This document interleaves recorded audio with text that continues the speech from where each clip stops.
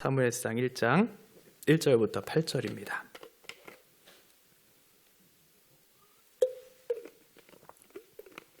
우리 한 절씩 교독하겠습니다. 에브라임 산지 라마다 암소빔에 에브라임 사람 엘가나라 하는 사람이 있었으니 그는 여로함의 아들이요 엘리후의 손자요 도후의 증손이요 숲의 현손이더라.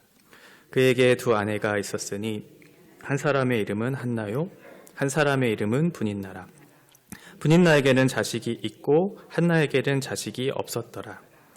이 사람이 매년 자기 성읍에서 나와서 실로에 올라가서 만군의 여호와께 예배하며 제사를 드렸는데 엘리의 두 아들 홈니와 비느하스가 여호와의 제사장으로 거기에 있었더라.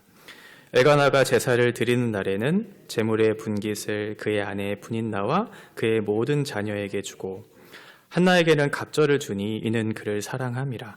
그러나 여호와께서 그에게 임신하지 못하게 하시니 여호와께서 그에게 임신하지 못하게 하심으로 그의 적수인 분인나가 그를 심히 격분하게 하여 괴롭게 하더라. 매년 한나가 여호와의 집에 올라갈 때마다 남편이 그같이 하매 분인나가 그를 격분시키므로 그가 울고 먹지 아니하니 그의 남편 엘가나가 그에게 이르되 한나여 어찌하여 울며 어찌하여 먹지 아니하며 어찌하여 그대의 마음이 슬프냐 내가 그대에게 10 아들보다 낫지 아니하냐 하니라. 아멘. 사무엘서는 사사시대를 배경으로 하고 있습니다. 사사시대를 배경으로 하고 있는 이 사무엘서, 사사기의 마지막 가장 구절이 뭐냐면 21장 25절의 말씀인데요. 그때 이스라엘의 왕이 없으므로 사람이 각기 자기의 소견에 오른 대로 행하였더라. 이렇게 되어 있어요. 그러니까 지금 사무엘 시대는 사사 시대, 각기 자기의 소견에 오른 대로 행하는 그런 시대였던 거죠. 그런데 이 사무엘서가 시작된다라고 하는 것은 이제 사사 시대, 그 사사 시대를 끝내고 새로운 왕정 시대가 시작된다는 것을 볼 수 있어요. 하나님께서 왕으로 한 사람을 택하시고 그 왕을 통해서 이제 이스라엘 백성들을 통치하시겠다라고 하는 건데 하나님의 통치가 왕을 통해서 이제 이루어진다는 거죠. 그러면 그 왕을 통해서 하나님의 뜻을 비추어 주시고 또 선지자들을 통해서 말씀해 주셔서 하나님의 통치의 질서가 세워지고 특별히 말씀의 부흥이 시작되는 시대가 바로 사무엘 시대예요. 그러니까 이전에 각기 소견에 오른 대로 살았던 그 시대를 끝내고 이제 새로운 하나님의 통치의 질서가 세워지는 그 시기죠. 사무엘서를 보면 많은 등장인물들이 이제 나타나죠. 우리가 잘 알고 있는 한나도 등장하고 또 사무엘, 또 사울, 다윗과 같은 유명한 사람들이 이제 일어나는데 그 중에 이 사사 시대를 시작하는 한 인물로 바로 한나를 주목하고 있습니다. 하나님이 새로운 시대를 여는 그런 도구로 한 여인을 택하시겠다라고 하는 거죠. 당시에 지금과는 좀 다른 시대잖아요. 당시에 이 여인이라고 하는 거는 인권이 없는 시대예요. 인권도 없는 그런 시대에 하나님께서 주목한 사람은 한 여인이었다는 거죠. 그 여인을 통해서 하나님의 나라를 세우시겠다라고 하는 그 뜻을 우리 가운데 가르쳐 주세요. 그런데 이 한나라고 하는 여인은 지금 아이가 없어요. 아이가 없어서 마음이 고통 가운데 있는 그 여인이죠. 그러니까 평범한 여인이 아닌 거예요. 마음이 괴롭고 힘들어서 하나님 앞에 토로하면서 하나님의 도우심을 구하는 그 여인을 주목하고 있다는 거죠. 어떠한 탁월한 능력을 갖춘 인물을 택하셔서 당신의 새로운 시대를 여시는 것이 아니라 아무도 눈여겨보지 않았던 인권조차 없었던 한 여인을 택하셨고 또 아이가 없는 마음이 아픈 그 여인을 택하셔서 이제 새로운 시대를 여시는 하나님의 일하심을 볼 수 있어요. 1절과 2절의 말씀을 다시 한번 보면 에브라임 산지 라마다임 소빔에 에브라임 사람 엘가나라 하는 사람이 있었으니 그는 여로함의 아들이요 엘리후의 손자요 도후의 증손이요 숲의 현손이더라. 그에게 두 아내가 있었으니 한 사람의 이름은 한나요 한 사람의 이름은 분인나라. 분인나에게는 자식이 있고 한나에게는 자식이 없었더라. 이렇게 설명하고 있습니다. 한나에게는 남편이 있었어요. 엘가나라고 하는 사람인데 엘가나에 대한 소개를 1절에 하고 있는데 이 사람을 소개할 때 4대에 걸친 이런 그 족보를 얘기하죠. 그러니까 4대에 걸친 그 신앙의 전통을 이어내려오고 있는 오늘날로 치면 기독교 명문 가정이에요. 아주 탁월한 사람이었죠. 역대기에 보면 이 엘가나라고 하는 사람은 레위 지파라고 얘기하거든요. 그러니까 레위 지파 제사장 그 계열에 있었던 아주 탁월한 그런 사람이 바로 한나의 남편이었던 엘가나라고 하는 사람이죠. 그러면 하나님께서 엘가나라고 하는 그 사람을 통해서 새로운 시대를 여실 것 같은데 저는 그렇게 생각했어요. 그런데 하나님은 엘가나라고 하는 사람에 주목하지 않으시고 오히려 여인 한 사람을 택하시고 마음이 슬픈 괴로운 그 한나를 택하셨다는 거예요. 이게 사무엘서를 여는 시작을 알리고 있다는 거죠. 엘가나에게는 두 아내가 있었죠. 첫째 아내가 바로 한나였어요. 그리고 둘째 아내가 분인나였어요. 그런데 한나에게는 자식이 없고 둘째 부인인 분인나에게는 자식이 있었어요. 그래서 2절에 보면 먼저 첫째 아내인 한나를 소개하고 그 뒤에 분인나를 소개하는 그런 상반절을 보지만 뒤에 하반절에 보시면 분인나가 먼저 나와요. 분인나를 먼저 소개하고 그리고 난 다음에 한나를 소개하고 있는 거죠. 당시에 자식이 없는 뒤로 이제 순서가 밀려난 거예요. 아이가 없다는 건 오늘날과 같은 그런 오늘도 아이가 없다는 것은 고통스러운 것이겠지만 당시에 아이가 없다는 건 그 여인이 어떠한 징벌을 받는 하나의 증거라고 생각했거든요. 그러니까 그 외부로부터 오는 어떤 시선들 그리고 스스로 겪고 있는 내적인 아픔들 이런 것들을 가지고 있는 한나였다는 거죠. 자식이 없어요. 자식이 없다는 건 모든 것을 잃은 거죠. 당시의 문화는 자식이 부모를 부양하는 그런 시대였거든요. 그러니까 한나는 지금 현재도 매우 고통스럽지만 미래에도 나를 부양할 자식이 없다는 것, 미래에 대한 소망도 없다는 거잖아요. 그러니까 한나가 너무나 고통 가운데 있는 그런 현실을 마주하고 있다는 거예요. 하나님께서는 이러한 사람을 주목하고 있는 거죠. 어떤 탁월한 능력을 갖춘 사람, 그럴 만한 자격이 있는 사람, 그 사람을 통해서 일하실 것 같지만 그렇지 않다는 거예요. 아무도 주목하지 않는 그 한나, 한 여인을 통해서 일하고 있다는 거죠. 여기에는 특별한 의미가 있어요. 당시에 이스라엘의 상황이 이랬던 거죠. 지금 사사시대잖아요. 하나님 앞에 마음을 토로할 수밖에 없었던 한나의 이 마음이, 이 모습이 마치 이스라엘을 대변하고 있는 듯한 모습이라고 하는 거예요. 새로운 시대, 사사시대를 이제 끊고 새로운 시대를 열어야 하는데 그럴 힘이 없는 거예요, 이스라엘에게는. 한나에게도 그 자식을 얻고 싶은데 그 자식을 얻을 능력과 힘이 없는 거죠. 그러니까 이스라엘의 영적인 상태, 그것이 오늘날 지금 한나의 모습과 일치를 하고 있는 당시에 이스라엘을 상징하는 한 인물이 바로 한나였다는 거예요. 그래서 하나님께서 한나를 주목하고 계시고 그 한나를 통해서 새로운 일을 하시겠다라고 말씀하고 있는 거죠. 우리도 많은 변화를 요구하는 시대를 살고 있죠. 새로운 것이 필요하다. 우리 가운데는 지금으로서는 안 되는 새로운 변화가 필요하다라고 말을 하는 시대예요. 특별히 한국교회를 그렇게 얘기해요. 또 다른 종교개혁을 일으켜야 할 만큼 부패하고 타락한 한국교회에 대한 많은 말들이 일어나요. 새로워져야 한다. 우리에게는 변화가 필요하다. 그런 말들을 많이 하지만 한국교회는 그럴 힘을 잃고 있는 듯한 스스로 자정 능력을 상실한 그런 모습이 바로 우리들 가운데 있다는 것을 좀 볼 수 있습니다. 10절을 보면 한나가 마음이 괴로워서 여호와께 기도하고 통곡했다라고 그렇게 표현하고 있어요. 이 통곡했다는 건 자식을 잃은 부모의 마음을 얘기하는 거거든요. 그러니까 한나는 자식이 없었지만 부모인 자기보다 먼저 자식을 보낼 만큼의 고통스러운 현실을 당하고 있는 거예요. 상상할 수 없을 것 같아요. 가장 사랑하는 그 자식이 나보다 먼저 세상을 떠난다는 것을 한번 생각해 본다면 아마도 가슴이 미어지는 정도가 아니라 정신이 이상해지지 않을까요? 내 자식이 먼저 죽었어요. 그런 마음을 가지고 지금 있는 한나의 상태를 통곡하고 있다라고 그렇게 얘기하고 있는 거죠.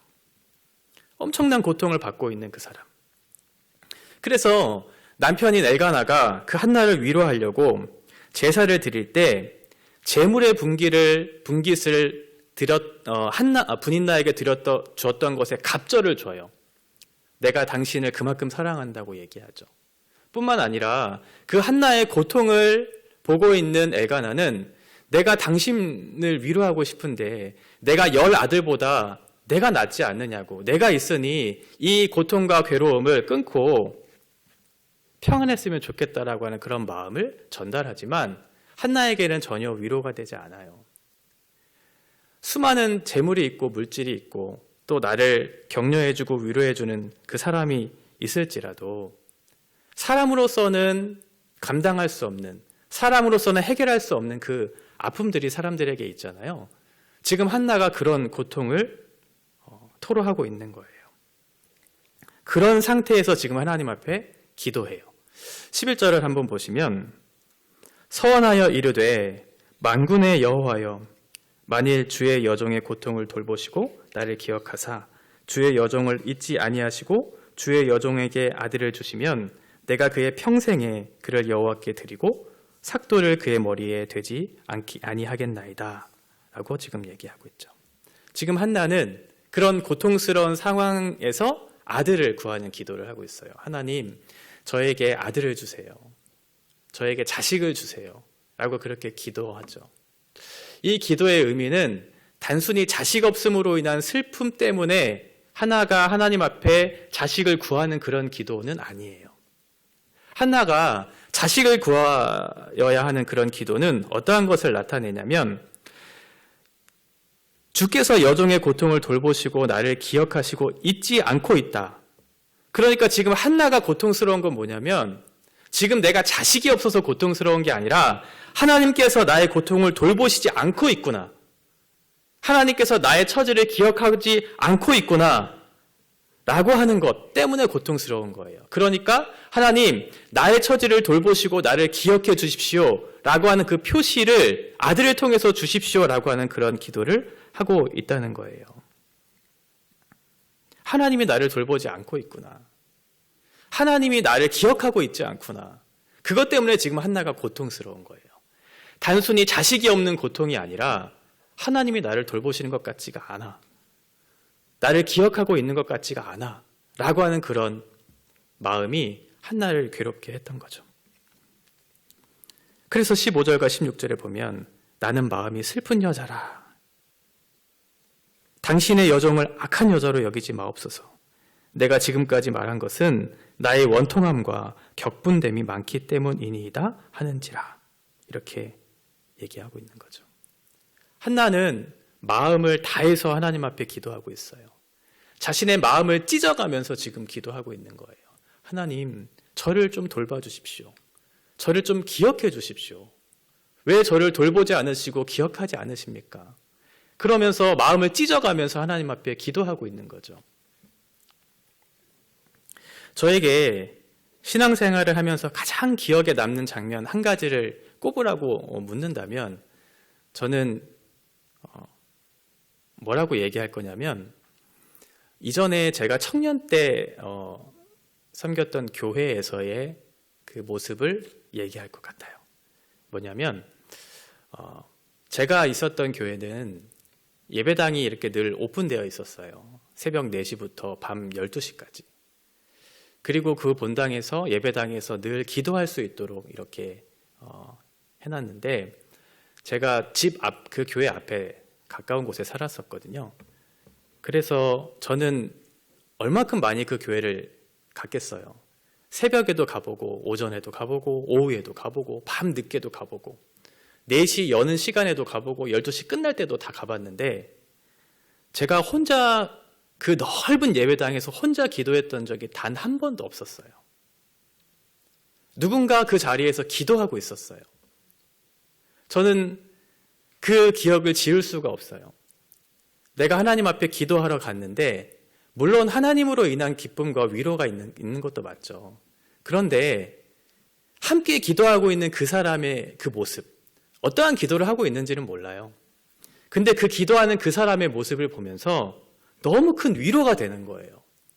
어떠한 사람은 마음을 찢어가면서, 어떠한 사람은 흐느끼면서 하나님 앞에 통곡을 하면서 기도하는 사람도 있었고, 그 기도의 모습을 보면서 하나님께서 이 교회는 망하지 않게 하시겠구나. 이 교회는 하나님께서 함께 하시기 때문에 이 교회는 절대 망하지 않겠구나 라는 그런 생각을 했어요. 오늘날 우리는 어떤가요?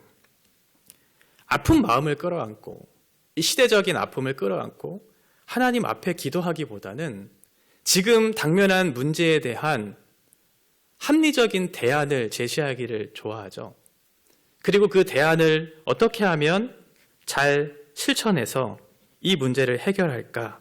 그래서 어떻게 하면 이것을 통해서 새로운 시대를 만들어갈 수 있을까라고 하는 것을 고민하는 시대예요. 물론 그것도 필요하죠. 그런데 하나님께서는 그것을 원하시는 것 같지는 않아요. 무언가를 분석하고 무언가를 대안을 제시해서 지금에 당면한 이 문제를 해결해야지. 그래야지 새로운 시대가 도래하지. 그게 아니고 하나님 앞에 마음을 찢어가면서 기도하셔야죠. 하나님, 한국교회가 너무나 아픕니다. 한국교회가 사사시대와 같습니다. 말씀이 희소해지고 있고 사람이 각기 자기의 소견에 옳은 대로 행하면서 하나님의 뜻을 부정하고 있는 이 시대에 우리에게 새로운 변화가 필요합니다. 그렇게 하나님께서 우리에게 은혜를 주시도록 마음을 찢어가면서 기도해야 되는데 이 새로운 변화에 대한 필요를 느끼고 있고 진단은 하고 있는데 그렇게 마음을 찢어가면서 한나와 같이 그렇게 마음을 찢어가면서 기도하는 사람들이 점점 줄어들고 있다는 사실이에요. 한나는 특별한 재능을 갖춘 사람이 아니에요. 어떠한 특별한 능력을 갖춘 사람도 아니에요. 어떤 뛰어난 지식도 있는 사람이 아니에요. 그런데 하나님께서는 어떠한 특별한 한 사람, 특별한 능력을 갖춘 그럴 만한 사람을 택하셔서 이 새로운 시대를 열고 계시는 것이 아니고 마음을 찢어가면서 기도하고 있는 그 사람, 아무도 주목하지 않는 한 여인을 택하셔서 당신의 새로운 시대를 열겠다고 하시는 거죠. 15절에 보면 여호와 앞에 내 심정을 통한 것뿐 이오니 라고 얘기해요. 하나님 앞에 마음을 쏟아내기 시작했어요.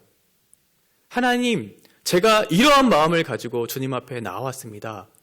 이렇게 기도하기 시작했어요. 처음에는 기도할 때는 하나님, 아이가 없는 것, 하나님이 나를 기억해 주지 않는 것, 하나님께서 나를 잊어버린 표시라고 생각하면서 그 아이를 구하고 있었는데 그 아픔을 가지고 기도하고 있었는데 지금 한나는 무엇을 받냐면 자기의 고통스러운 현실, 그래서 토로하고 하나님이 마음을 헤아려 주십시오, 나를 기억해 주십시오, 나를 돌봐주십시오 라고 간절히 기도했는데 한나가 무엇을 보았냐면 하나님의 마음을 보았어요. 아픈 마음을 가지고 하나님께 쏟아내기 시작했는데 자기가 당하고 있는 이 아픔보다 더 큰 아픔을 안고 계신 하나님의 마음을 본 거죠. 하나님의 마음은 한나의 마음과 비교할 수 없을 만큼 아픈 상태였던 거죠. 지금이 어떤 시대예요? 사사시대죠.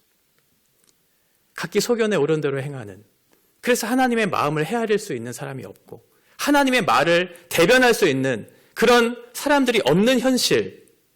하나님의 마음은 이런 영적으로 어두워져 있고 아무도 나의 마음을 알아주지 못하고 내 마음을 전할 자가 없는 이 현실을 보면서 아파하셨던 거예요. 한나는 그걸 본 거죠. 당시에 대제사장이었던 사람 엘리는 어떤 사람이었냐면 타락하고 부패했어요. 몸이 비대해서 영적으로 분별력을 상실한 그런 사람으로 비유되고 있어요. 대제사장이에요. 하나님의 말씀을 바르게 알고 백성들을 하나님께로 인도해야 될 대제사장이 영적으로 분별력을 상실한 그런 사람이에요. 엘리의 아들 홈니와 비느하스는 어때요? 성소에서 간음을 해요. 제사장인 홈니와 비느하스가. 그리고 백성들의 재물을 갈고리로 쓸어 담기 시작해요. 그러니까 제사장의 역할을 제대로 감당하지 못한 거죠. 자기가 어떠한 위치에서 어떠한 일을 해야 되는지에 대한 명확한 이해도 없었고 거기에 대한 책임감도 없었어요. 그저 자기의 배를 불리는 것, 자기의 욕망을 채우는 것, 이것에 혈안이 되어 있었던 제사장들을 보면서 하나님이 어떠한 마음을 갖고 계셨을까요?